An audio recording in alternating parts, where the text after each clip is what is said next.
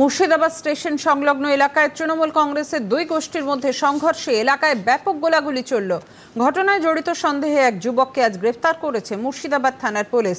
তৃণমূল কংগ্রেস ঘনিষ্ঠ ওই যুবকের কাছ থেকে একটি ওয়ান শটার এবং বেশ কয়েক রাউন্ড গুলি উদ্ধার হয়েছে।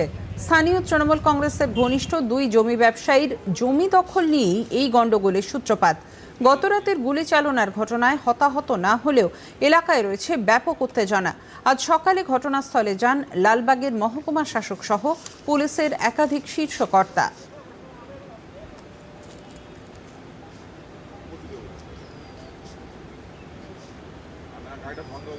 এস্টেটের জায়গা এবং এখানে আরও অন্য এনিমি প্রপার্টিও আছে।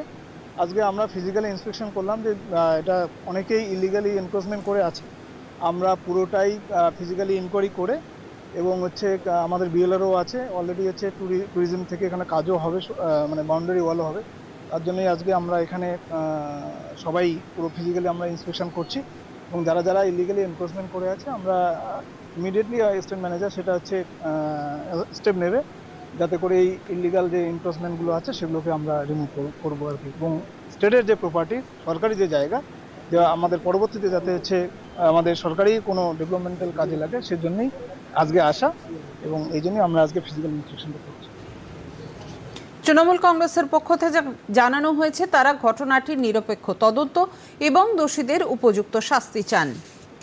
কে বা কারা করেছে সঠিক আমরা জানি না। ওখানে যথেষ্ট ক্যামেরা আছে, বাস স্ট্যান্ডে পার্টি অফিসে আমাদের ক্যামেরা লাগানো আছে এবং ওখানে একটা জেলা পরিষদের বিল্ডিং আছে, সেখানে যথেষ্ট ক্যামেরা আছে। যারাই এর সঙ্গে গুলি চালাক না কেন, কার সঙ্গে ঝামেলা সঠিক জানি না, তবে যারাই দোষী হোক না কেন তাদেরকে আমরা প্রশাসনের নজরে দিয়েছি। তাদেরকে ক্যামেরা থেকে চেক করে বাই করে সঠিক তদন্ত করে তাদের শাস্তির ব্যবস্থা আমরা জানাচ্ছি।